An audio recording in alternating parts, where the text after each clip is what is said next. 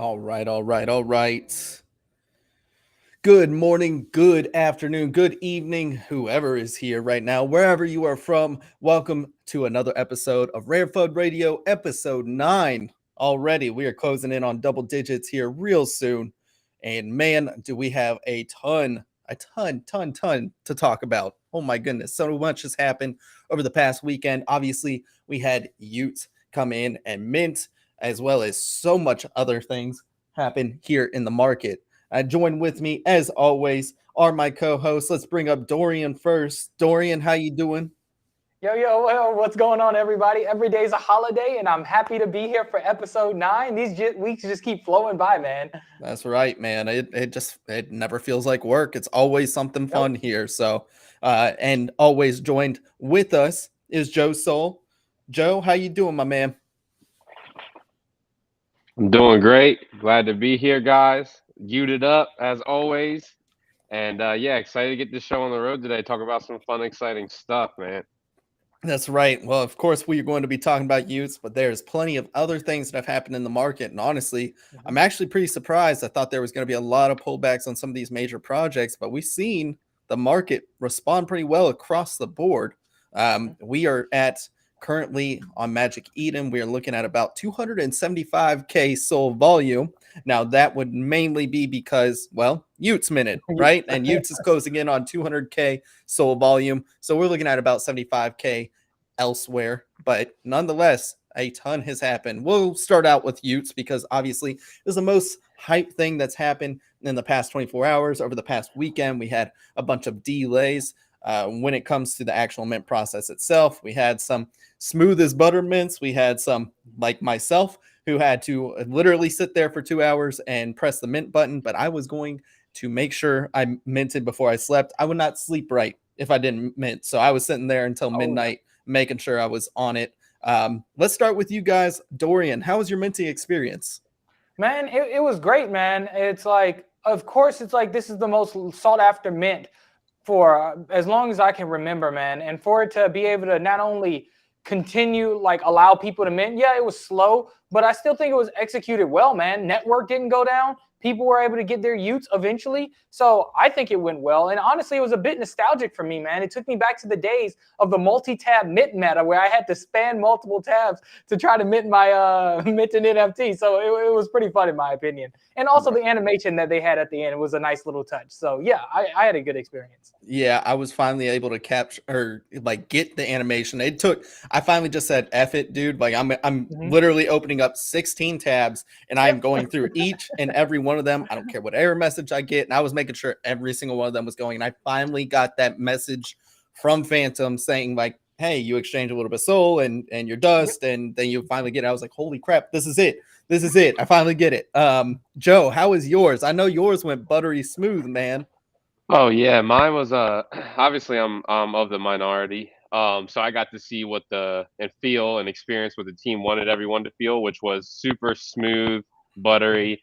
I mean, it is what it is. I understand. Listen, this space is full of critics, and that's why we grow, is because everyone's so critical, and we have to be just because of what the space came from. So I'm very happy with the critics. I think we should focus on what they were able to produce first and give them credit for what they were able to do and really pull off. And then we can critique and see how we could get better and go from here. But it was untouched waters. So listen, they said you'd have a Ute 24 hours in your wallet if you wanted one to mint one. And everyone that did has a Ute in their wallet now. So, end game, it's there. It could have been handled better in some places for sure, but it's a startup, man. It's, we live and we learn. It's all about, can we take these nuances that we got wrong as a team and change, right? And actually see them and pinpoint them and figure out a systematic way to change them. So yeah, guys, that's my take on it for sure. Yeah, no, I would wholeheartedly agree because Frank said it right. Like they had a lot of different nuances going into the mint, right? Like whether you had scholarship, whether you got it from the DAO pool, whether you owned a dead god, right? So you had to take all those factors in, as well as it's a 15K collection. You're also talking about the most hype mint that we've ever had on Solana by far. I would say OK Bears was there, but it was really the secondary volume that sparked everything, right? So when you have that, the fact is Solana didn't crash. I think that's the most bullish thing I could take away from this too. Solana didn't crash. Magic Eden has held up throughout the trading volume. We're talking 200K almost trading volume in the past like 15 hours of it being live. That's really good. I love to see that the infrastructure is holding up as well as when you actually did get to mint. It was fun. It was a nice little, vending machine, arm going down, pick up your YouTube and give it to you. I thought it was fun. It was a little bit stressful, but again, we understand what's going to happen, right? Like I did not expect it to be completely seamless. If it was, I would say there's like, what's going on here? If there's no errors when it comes to an actual mint process for such a hype mint, I would be more concerned than if it went seamless for everybody. So to me, it is good. It's a sign. Solana's still here. The mint vibes are still here. And I'm excited to see what comes from the tubes. Now, let me ask you, Joe, real quick, because you're more involved in the DeGods community. When it comes to the tube itself, do you know if they're still planning on revealing them on Friday? Is that still the plan? Yes, that's still the plan. From my knowledge is to hit the Thursday AMA with Kevin for Dust Labs, which is going to be huge, and they'll couple that in, roll that hype into the reveal Friday, if all said and is done and well. And I think people are sleeping on Kevin, the CEO of Dust Labs. I don't think they really realize he's been in this for 20 plus years, building SaaS companies before they were even before Netflix changed to SaaS, right? Before all these companies started to change their paradigms, this guy's been in it and winning it. And so I think when he doxes, he may or may not. And I think some people may or may not have a LinkedIn, may or may not. I mean, I think word's getting out. So I think people are starting to realize they're taking this much more than, oh, what's Dust price today? Yep. Right. And so in my opinion, I'm going on a tangent. It's just, I think I hear a lot of people talking about Dust and speculating Dust price and why is it dumping and equivalating Utes and DeGods to Dust in itself. Frank said itself, its liquidity has never been given to the team, added by the team. It's one Dust equals one Dust. So their mindset is not even on the order books or the price of Dust. So what they're building is above and beyond that. So I think the speculation there is to hold your Ute and not financial advice, but big things are coming. Yep. Right. Yeah, no, there's still so much to be revealed, and they've been planning up, like they're 10 steps ahead of what the market is reacting to. So I'm very confident in holding. I bought let's see. So I sold off about 350 at 3.33 as far as Dust goes. Another 350. Great number to sell at. Well, it was for the culture, right? So I was like, there's probably some psychological levels there with everybody, but 3.75 was my other sale. I re-entered about 300 Dust at 3.1, and that's underwater now as far as what the price is, but I'm pretty confident holding it, right? Like I'm looking to DCA down, but I'm also hesitant to do so because I do think that there's other SPL tokens out there that have more room to grow, essentially. But I think when it comes to bullish catalysts, it's really hard not to be bullish on Dust in general. So for me, the safer bet would be to buy more Dust, but I think there's more gains elsewhere. And we've already talked about Forge. Scrap I think is prime for another leg up. And we'll talk about that in a little bit, but I just think there's plays there, and I'm already exposed to Dust, so I'm thinking I'm allocating the extra 400 Dust or whatever a profit I had and using that towards other things. I've already taken a Forge position. I really need to re-enter Scrap before it really takes off. We'll see what happens there. Dorian, in your opinion, what do you think the price is going to end up at? Because we've really seen it kind of like find its foundation around 140. Seems to be that low point where supply keeps getting eaten up. I've seen it a number of times touch down there, and then we go back up to like 162-ish, and then we kind of range in there. So I guess my question for you would be, leading up to reveal, what do you think price is going to be?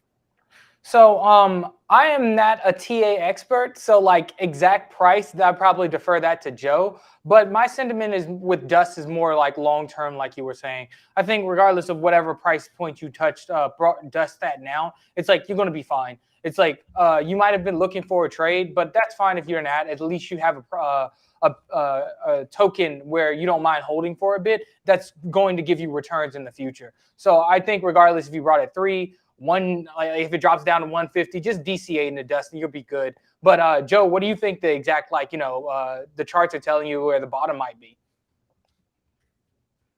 Yeah, so we were all in Spaces yesterday when it first dropped. A bunch of us, we were one of the first people to actually start minting because the team kind of did like a silent ninja drop where they kind of just had the Twitch counter go off and the website was up and it was kind of like, is this real? And so sorry, let me plug this in. So sorry guys.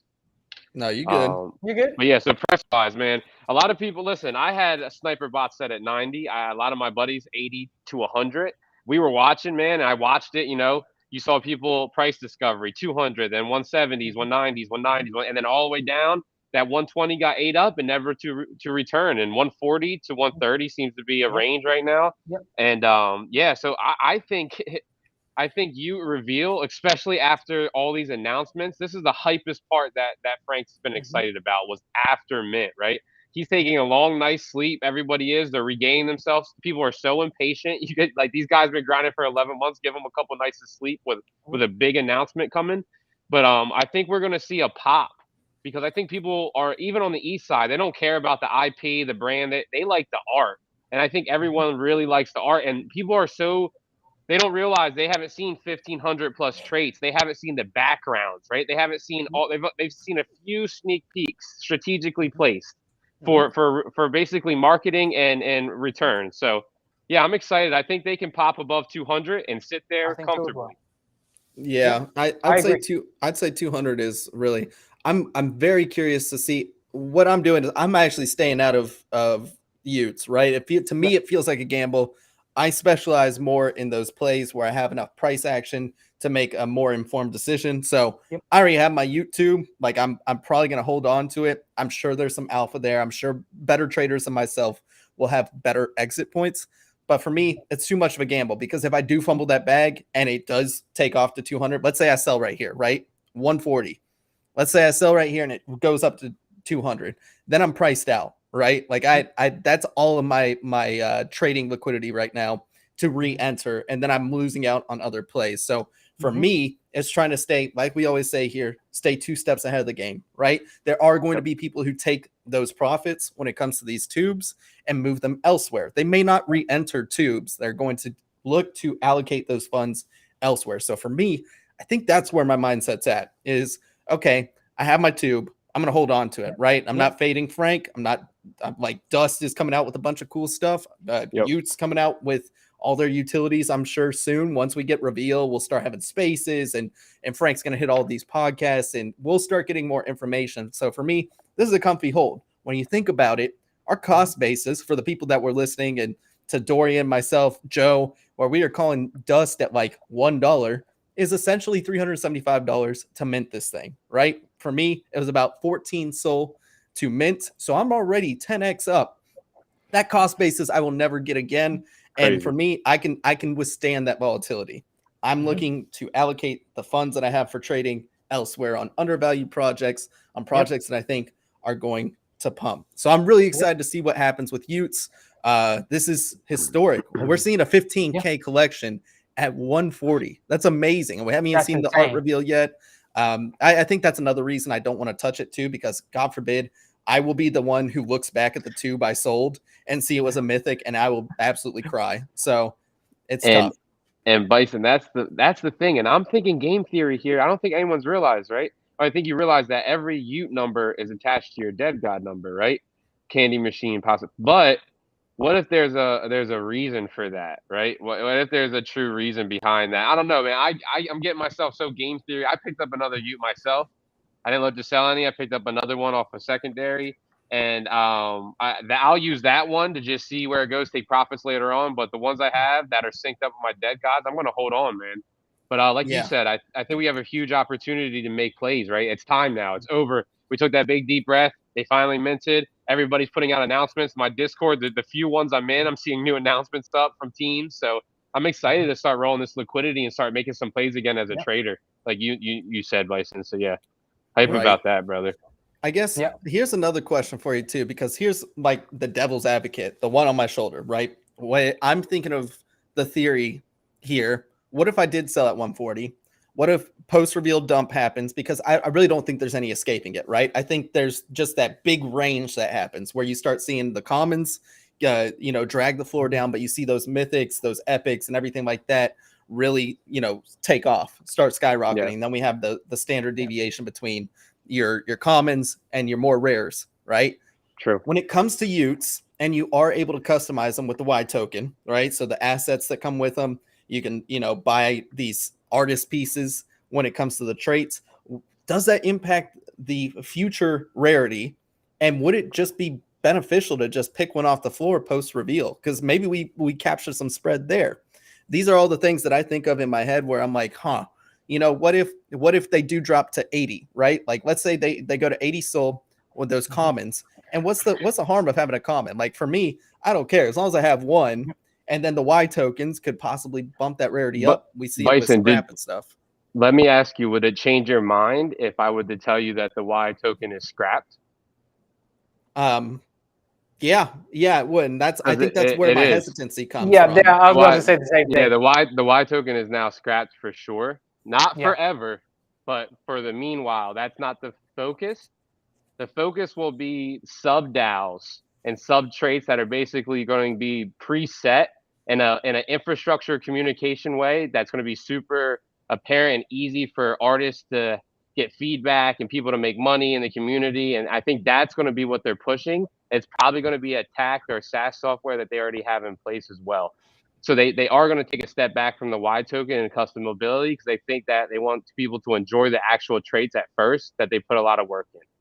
That's kind of where I was going too, is like, I want them, dude, the art looks good as is. Like, I don't think you should implement it right off the bat. So that's good. I'm glad they did that because I think eventually you want to open up that creator economy and that platform. But okay, well, now I definitely am not playing that. So I'm just very curious to see how it all plays out. But here at RareFUD, I think there is so much alpha elsewhere. Look, I have my tube, setting it aside. I'll probably put that in my ledger just to watch what happens there and forget about it because I get to be part of this community and we already seen the curation there. I see a lot of and we could talk about it too. One of the biggest sellers right now are all the people in the DAO pool and who got the scholarship. So it's kind of one of those things where it's like, that's so true. Did we see did the curation process actually work out? Now, my intuition tells me it was probably the ETH people that saw it as a quick buck to make. We already saw, what was the guy who has 60 apes literally just came out and said like, hey, Franklin. By the way, Franklin. There you go. Yeah. Franklin came out and was like, thank you so much for letting me mint. I sold. I'm using it to fund another ape. And it's like, well, it's hard. I think that part of the curation process is like really tough to nail because the ETH people, there's some people that are just maxis and they might come across as people who are like, maybe I'll make the jump to Solana, but in the bottom of their hearts, you can't tell their character on an application. So true. Curious to get your guys' takes. We haven't seen like any DeGods sell their tubes like at all. It's been very rare. I see very few on the market that are in that 1 to 1 or 10,000 range, which are the numbers that are assigned to DeGods. So I want your take there, Joe. How diamond-handed are DeGods over here? Do they know something we don't? Oh, yeah. I think people are forgetting the confirmation of holding a DeGod plus U will be an ETH airdrop and then double staking like Moonbirds once the missions ends. Now we see all these venture capitalists jumping into dust. So the token that we're now getting mined for free will have a double some type of reward with our U plus an ETH airdrop. I mean, it's just like the risk to reward ratio, because a lot of us that are holding our DeGod still are in massive profit already.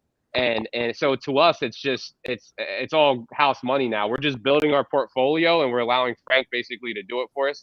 In layman's terms, that's basically, we're trusting in it, right? We're trusting that it's basically a game, right? Our starter piece, we all love games, and any game you have, our starter piece is building for us now, right? We've got it to a certain level of supremacy where it can now gain XP for us or something like that. You can kind of think about it in that metaphor. So I think that a lot of us are diamond handing because we trust that us holding is going to give us back an accruing value over time. Yeah. Yeah, and I think that's the same way. Dorian, do you echo that sentiment? Yeah. Because I'm kind of the same opinion where DeGods just have the insight. They've seen the journey before, and they're like, look, why anybody who's faded Frank has regretted it in the long run. Like, why would we do the same thing? I was very curious because I thought that some people would at least sell some of their utes. I did see a few DeGods do it, right? Like some people who had an insane amount, they're like, yeah, I'm gonna sell like 10 of these tubes, but I'm still holding on to like 60 of them, right? That makes sense to me, but they didn't sell nearly as much as I thought they were going to. And it's very curious to see, look, if they're bullish, I'm bullish. They have more insight than me into the community. So I'm gonna trust their instincts here. But it's one of those things where I look at it and I'm trying so hard to break the soul mindset of we're used to these projects like, dude, 140 SOL is like so much to us, right? But in ETH terms, that's only almost a 3 ETH floor right there. Like maybe it's not even a 3 ETH floor. So it's like, okay, if these even go up to Macy levels, and we are going to see the actual flipping of DeGods flipping Basie down the road, and this is the Macy equivalent, like we are talking a 7x from here at some point, So it's one of those things where I had to kind of back up and kind of zoom out perspective where I'm like, dude, like I got such a good cost basis on this. This could be like the one thing I hold on to where I'm like, dude, I got in at 14 SOL and we're going to 1,000, right? And to double to make you feel a little bit better, I mean, just the fundamental talk between ETH heads that have been in the space for a while that own BAYCs, right? That are coming into spaces and conversing, and you can even see the anger and hate in both teams, right? You can kind of see a almost an enemy automatically made, but just that alone, us being in the hemisphere and both engaging with each other, that alone just shows you like Solana is coming. I mean, I've already heard a couple ETH guys say, man, you know what? You could have never done that on ETH. It was 2 clicks. I hit approve, and he said, I hear all these Solana guys crying. He was like, what, did you have to wait 2 hours and hit a button a couple times and you got your thing? Like you didn't lose any gas fees. Like, so you can kind of see that paradigm coming down. And if it took Utes to then trickle down to Taiyo and all these other places to start really banging mints and really crushing it and just keep that snowball running, man, I'm all for that. I'm all for all my boys eating and women eating and the family. You know what I'm saying? I'm in it for the long haul. So I'm excited to see where this goes. Yeah, man. Just like to piggyback off you, man, it's just like I feel like people were overcritical of Frank and what the team did. The whole Ute list process, people were super critical of that, saying like, oh, only influencers got selected. And oh, Frank essentially paid them to do marketing for them. Oh, and all these influencers is just dumping and they make exit liquidity. Look, first of all, it's like you can't tell people or try to shame people for profit shaming, because most people who are the ones most vocal criticizing influencers for selling were the same ones begging for a whitelist on Frank's timeline not too long ago. And they would have sold way quicker at a way lower price than a lot of people did. So I'm not here to criticize what price point people are selling at. And guess what? You take profits when you want to take profits. But don't sit here and say the process wasn't fair when this was a huge new revolutionary idea. Nobody's done it before. And to be able to execute it in such a manner, you should give props to the teams. They had to go through 70,000 applications, man. And a lot of these applications were either bots or redundant. It's like a lot of people have been in this space for a year, but has done little to provide value to it. It's like just because you're in the space doesn't necessarily mean you're providing value to your community and to the space in itself. So instead of taking this opportunity to bash Frank and the team, because unfortunately you might not have got a Ute list this time, do a little self-reflection on like, hey, how can I better prepare myself for next time? And Bison, shout out to you, man, because you are the only person who I've seen show some type of character and self-reflection when it came to this manner. Even though I might have vocalized it myself on Twitter, but when I didn't receive my Ute list, I was really like, man, what did I do wrong, or what can I do better to improve myself so next time I can ensure that I get it? Yeah, it was. It's one of those things where, like, I just use it as I'm in business and in my past career and everything like that. Like, I've always used, like, if I didn't get Ute lists, I do better. That's not on the team for me not making my value apparent. Like, that's on me. Like, if you are a fringe player, make sure you're not a fringe player. Make sure you are the first person on the list next time an opportunity like this rolls around. So, yeah, I agree. I'm curious to see how it's refined. I love the application process in general. I think there are some fine tunings, and Frank's been vocal about it. The whole team has that. Yes, there's some stuff they could have changed. Some people say it was rushed. Some people say, like they just accepted the biggest influencers. Like, bro, there's always going to be a vocal minority that will have some sort of complaints about it. So I would just say self-reflection, do better next time. Make sure that your value's apparent. But we're going to move on. This is an alpha show. We're not talking about speculation here because we do have some other movers in the market. Now, if you were here for the last show, we did say that Blocksmith Labs was one to watch. It was about 80 SOL at the time. Is now at 115, actually 118. So we're seeing about a 50% move there on top of the Forge token, which I said, look, we understand that 80 SOL is a lot for most people, but the Forge token was 50 cents per. You can get as much as you wanted to, and you saw the same gains right there. We're sitting at about 74 cents, taking profit on there. It did reach about 89, 90 cents at its local top here. So I do think there's still room to run on the Forge token, and we haven't even seen all the art rework. We haven't seen the two projects that they're announcing. We've already seen the two other projects that they did launch on Bifrost do pretty substantially well. I mean, Fruit's definitely cooked for a little bit, right? We'll see if they make a comeback. They did pump for a little bit. They were like 1.7, went up to 3.3. But Sentries another project. We'll talk about it later in the show, but is actually doing pretty well itself.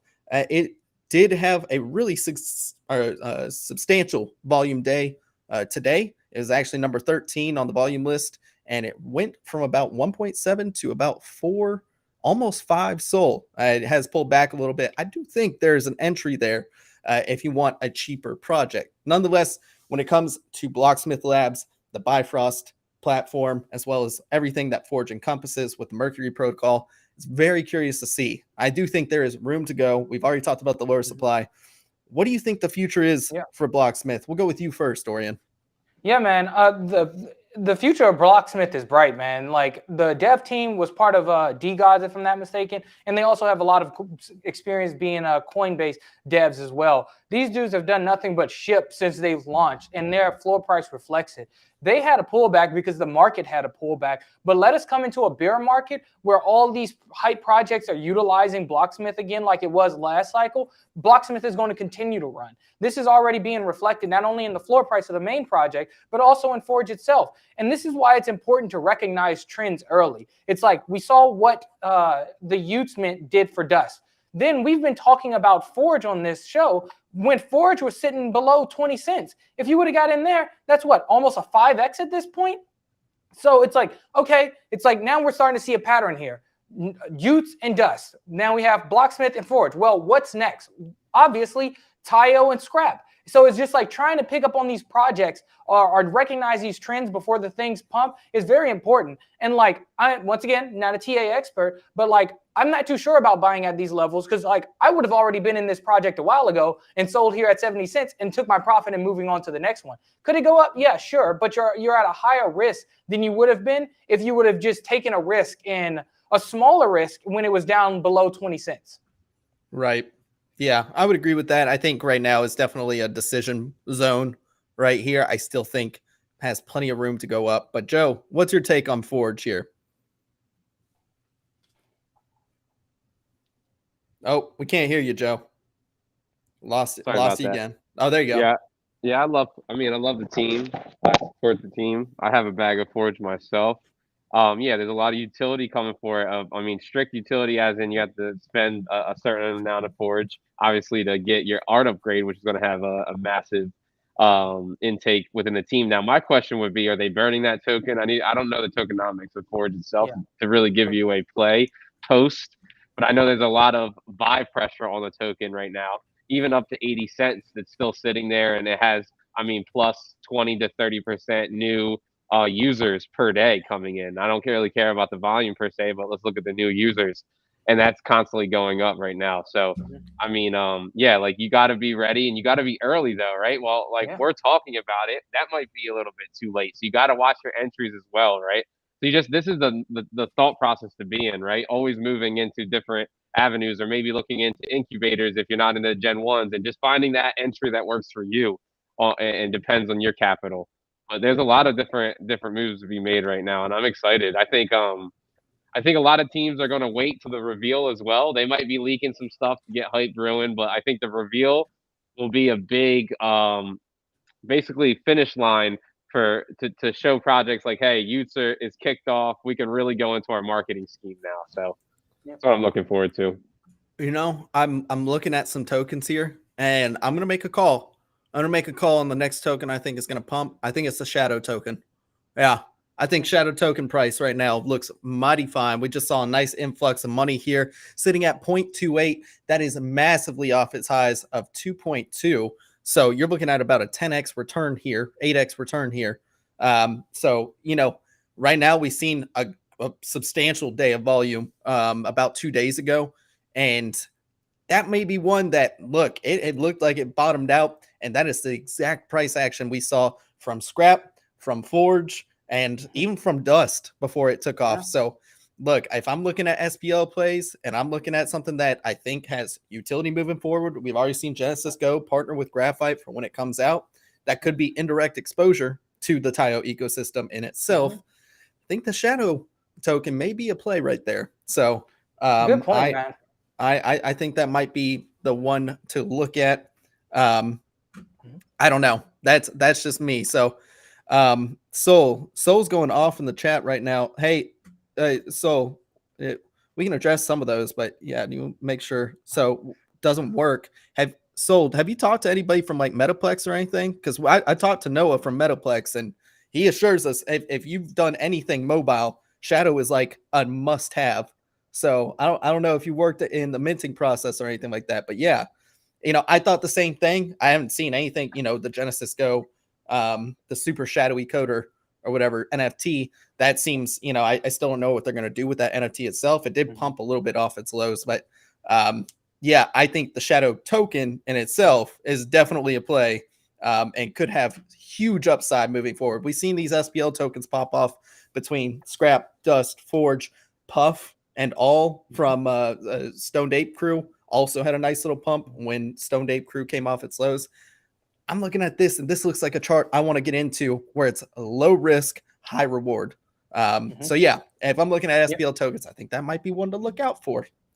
Yeah, that's a great point that you bring up, Bison. It's like when these trends start happening, people start scrambling just to have some type of access to some SPL token, which winds up in a lot of these SPL tokens pumping. You saw this, I apologize. You saw this a lot when Dogecoin pumped. It's like next thing you know, Samu came out and all these Shiba started pumping, and anything Doge related started pumping. So you can apply that same logic here. Anything SPL related is likely to pump. So it'll start with Dust, roll over to Forge. We might see even more Scrap, but then we'll probably see Foxy and then some other, and even Shadow and some other SPL tokens.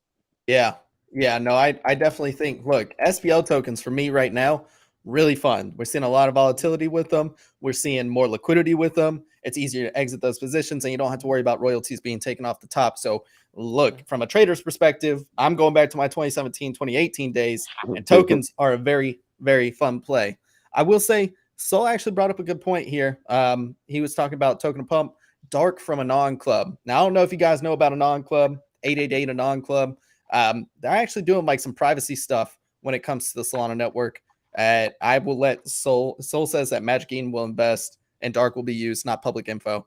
I love Anon Club. Who's their leader? Goodness gracious, I cannot remember him off the top of my head, but very, very smart guy. And if they're doing privacy stuff layered into Solana, then I'm about it. Look, I think there is a privacy niche that needs to be addressed when it comes to Solana. So that could be a play there as well. We have to see when the Dark token comes out and get a little more info on that. But nonetheless, I think Shadow is the one that, look, if I'm looking at it, that's the one to go to. So let's go ahead and move on. Another old forgotten project that has pumped massively, and I haven't seen enough people talk about it. I do get tagged by some of my Gecko friends, but it is Galactic Geckos. They went from 8 SOL to 28 SOL. They're on the smart money inflow when it comes to Hello Moon. Of course, we love Hello Moon here. It is one of our favorite data platforms, but 28 SOL, that's a 3.5x return. And it comes off the back of their greenlist announcement. Now, they've been teasing greenlist for a while. It sounds like it's going to be a VC fund, essentially. And they made sure it was all legally, worked out to where you could invest, but it's going to incubate some projects. It's going to be investment arm. It's going to get you into some pre-IDOs and everything like that.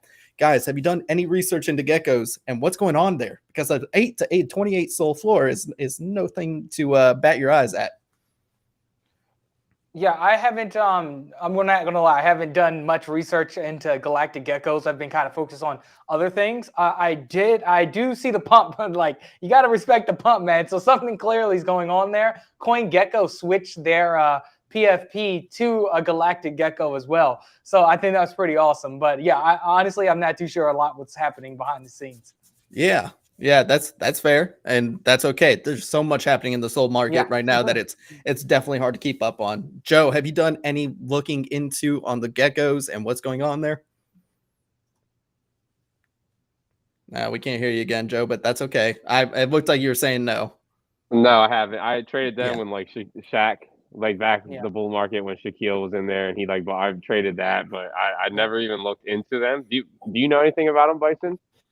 Look, I know Genuine Articles is a great person on Twitter, on Solana Twitter. If you guys don't know the geckos, they are like one of the OG projects on Solana. I know the green list sounds cool. I've only done about 5 minutes of research, but look, when something's pumped up, I personally do not buy in once it's pumped 3.5x, but I do want to turn my head and see what they're doing, right? Maybe there's some cheaper entries. We see it with SPL tokens, but there could be a way to invest on a cheaper scale that hasn't pumped yet when it comes to geckos. So that's what I'm looking at. I do want to put it on everybody's radar. If there is a massive pullback or anything like that, could be one to get into, because this green list does sound like it's a very interesting concept. And I love when NFT projects actually do something that's unique.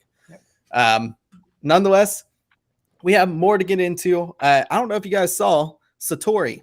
So Satori was a mint that actually happened around the Utes mint, which very ambitious. Doing it right there, I thought was genocide. I thought it was going to absolutely slaughter their own project, because why would you mint around Utes? And it actually did pretty well. I think it's about 3 SOL right now. We have seen some of these projects that mint around now do that post-mint pullback. So I'm looking about sub 2 SOL would be something I'm interested in. And then we see a nice little pump afterwards. So we've seen it with Sentries is the most recent. And yes, it is at 3 SOL. Now, the art does remind me a lot of Vibe Kingdoms. I don't know if you guys know about that project, but it's by OX Bustos, who came out with, he did Solana Monkette business. He also did the Bitmon project, and stuff that's kind of, not really done anything notable, come out with Vibing Studios and stuff, but hasn't released it. This art looks really good to me. It does seem like it's a little bit cliche where they have loot boxes and there's a mindfulness space when it comes to it. I'm kind of tired of like the promise of analytics and stuff like that, when it's like, dude, we already have Hello Moon and whatnot. But look, if you're playing a meta, there's always money to be made. So I'm looking maybe for a pullback. And if it goes to sub 2 SOL, we might see a little bit of 2x, 3x gains there. And I'm fine with it. Guys, have you done any research into this? Probably not, because it's minted. But yeah, I'm going to hand it off to Dorian.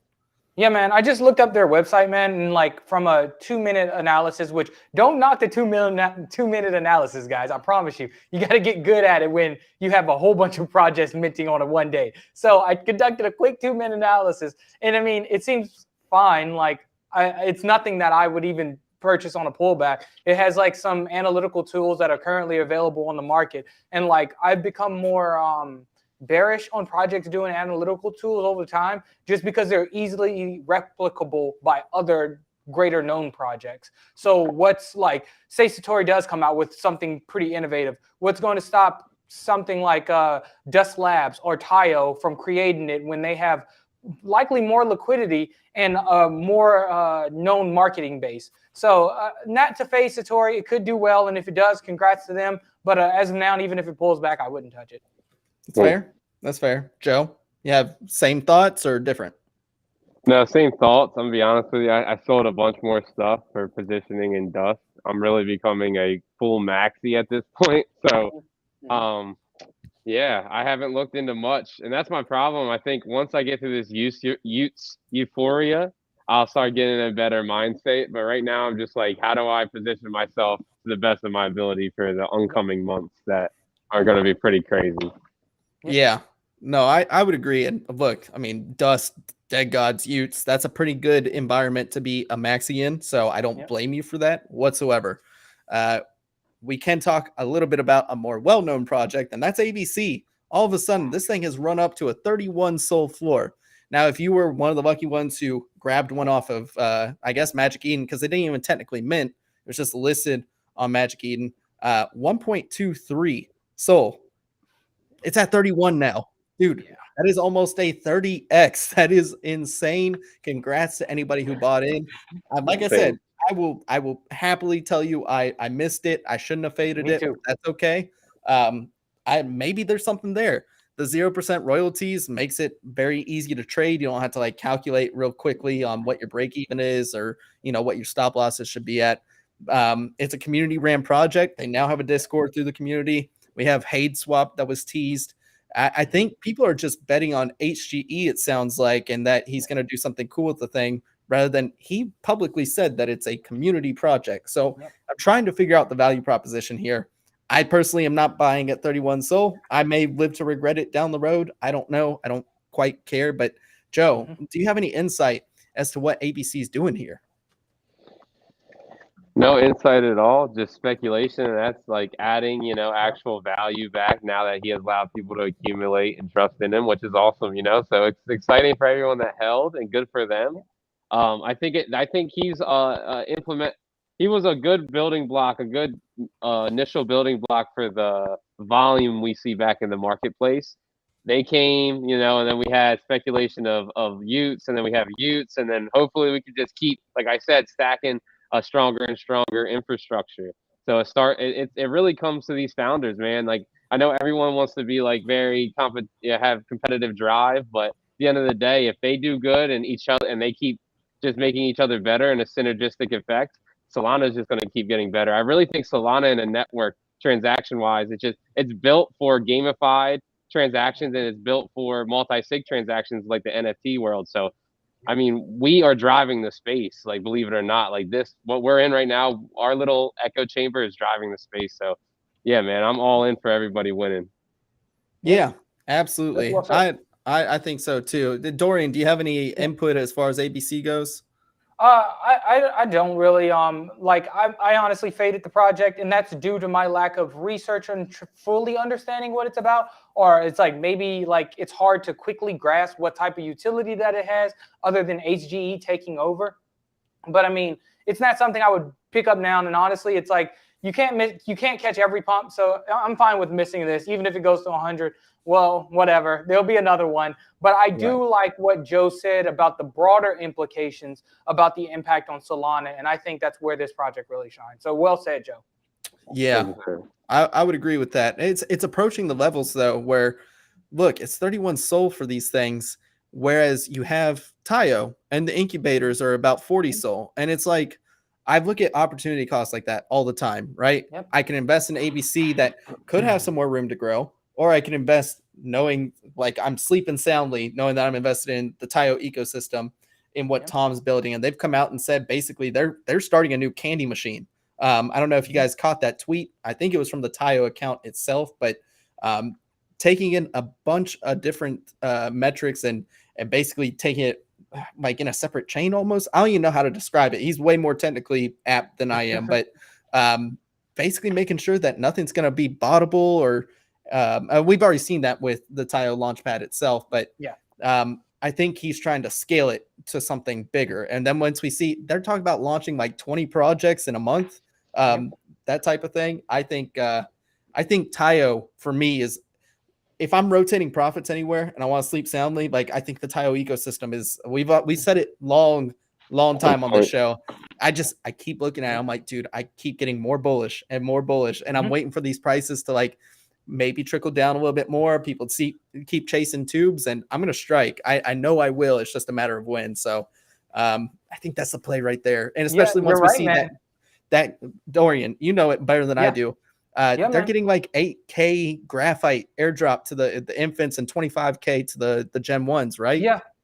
That period would be over 4 years though. But the true value, like I really think the true value of Taiyo is going to shine is during the bull market, when all these projects are launching. And like, I'm not too sure if people are new to NFTs, but if you haven't experienced the bull market, it's insane. There are 15 to 20 minutes on each day, and like 5 of them are hype, and everybody's scrambling to gain access to this super hype mint. And if you're able to get a whitelist to that, that's easy money. You're looking at an easy 2x in one day. So you're easy to make 15 to 20 SOL in a day from just getting whitelist. So Taiyo launching a whole bunch of projects in a bull market on top of licensing out its tech to other places, which sustains and increases the value of graphite, man. I really think Taios are going to run, man. It's just really only a matter of time.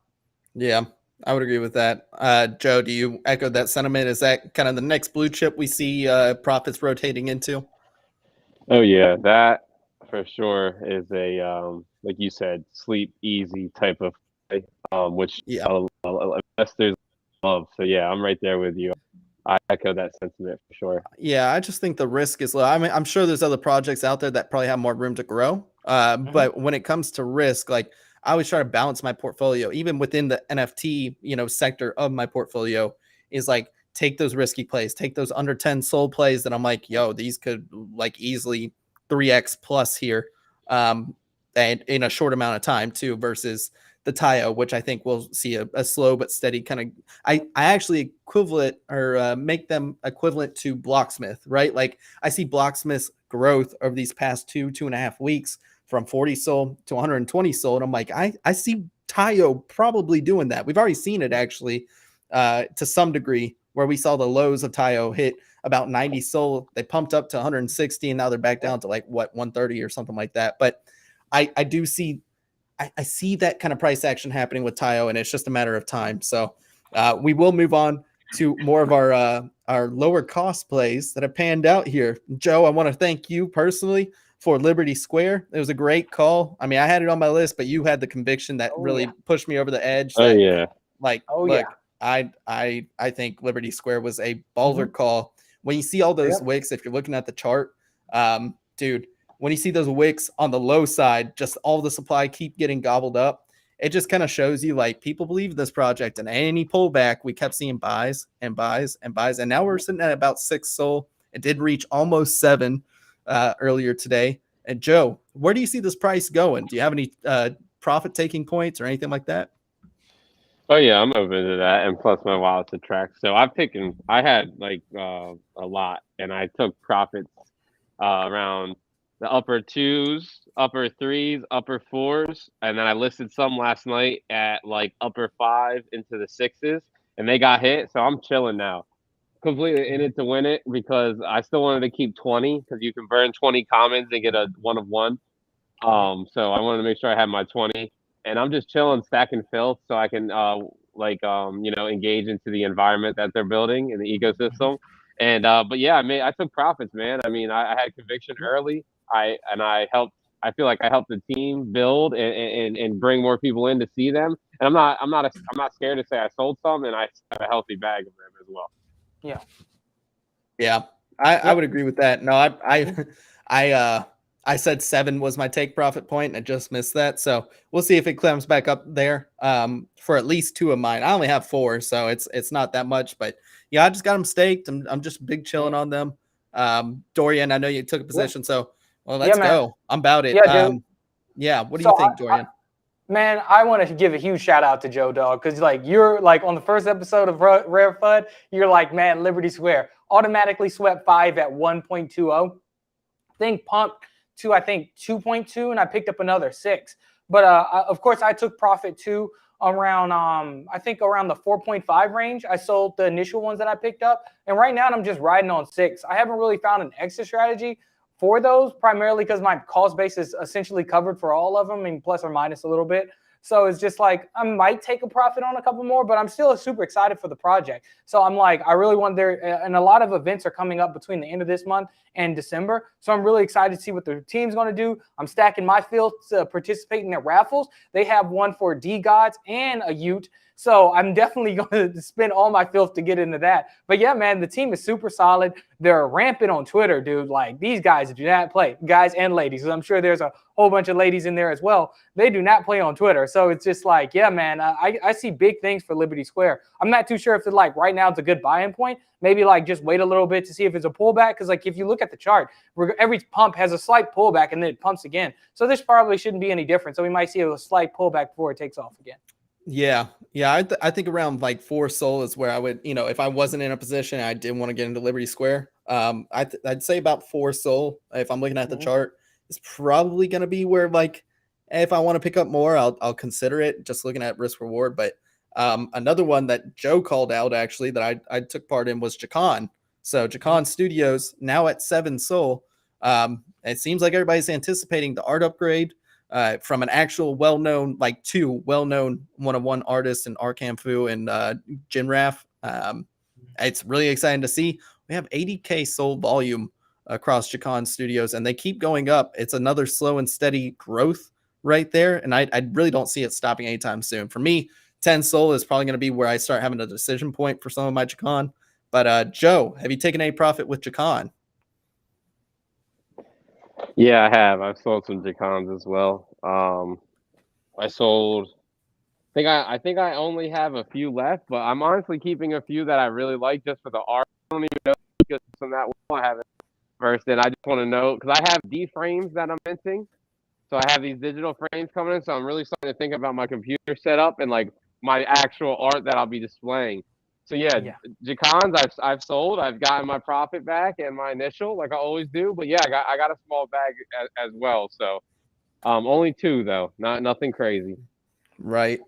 Dorian, do you have any Jacon, or are you looking to get in or anything like that?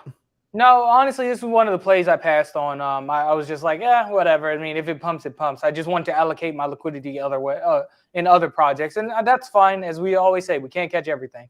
Right. Yeah. No, Jacon's one of those that look very similar to Vandal. Obviously, had the same artists. We've seen what Vandal did. I see Jacon's doing pretty similar stuff with their staking platform. Art upgrade is already the traits that have been teased personally look better than Vandal to me. So if I look at that and I see a comparable and it's a little bit less in supply, then I see no reason Jacon shouldn't go to 15. So I'm going to hold till then. 10 is where I would consider taking profits. 15 is really what I'm aiming for. We'll see what kind of momentum we have once we break into double digits. But I do think it's going to happen soon. And look, those art upgrades starting to look really spicy, especially when it comes to those one-on-one artists, which brings us to our next point. Let's talk a little bit about alpha. I want to hear what you guys are looking at right now because, look, we made some great calls over the past few weeks. And now that everything is pumped, we're getting into, we already bought at most of these projects at the lows, right? What projects do you think are continuing, haven't pumped yet, or anything like that? Dorian, I want to go with you. Yeah, man. I know I've been like, like preaching Taiyo, but I'm like, I just think that's like one of the most clearest plays. And the fact that nobody's really talking about it right now makes me even more bullish on it. As we saw with Dust, it's like we've been talking about Dust before a lot of people on Twitter were talking about Dust. But as soon as people started on the timeline started talking about Dust, I'm like, okay, maybe it's time to reevaluate my position. So the same concept applies with Scrap. Everybody's talking about Forge and other tokens right now. So I really think Scrap is the next one up, especially with pilots coming to mint. Also, don't forget about Divine Dogs. As Bison just said, Vandal's pumped because a well-known one-on-one artist is working on Vandal City. Guess what? One of the best-known one-of-one artists, High Blinks, is working on Divine Dogs. I purchased Divine Dogs last time on stream. That was around 5. And they've been chilling around a 6.57 Sol floor. So it's still a good entry in my opinion, just because whenever High Blink starts release, all her art is top tier. So whenever we start seeing what she's doing for this project, I'm sure it's going to pump the price even more. So I still think Divine Dogs is a good entry as well. Yeah, I would agree with all those.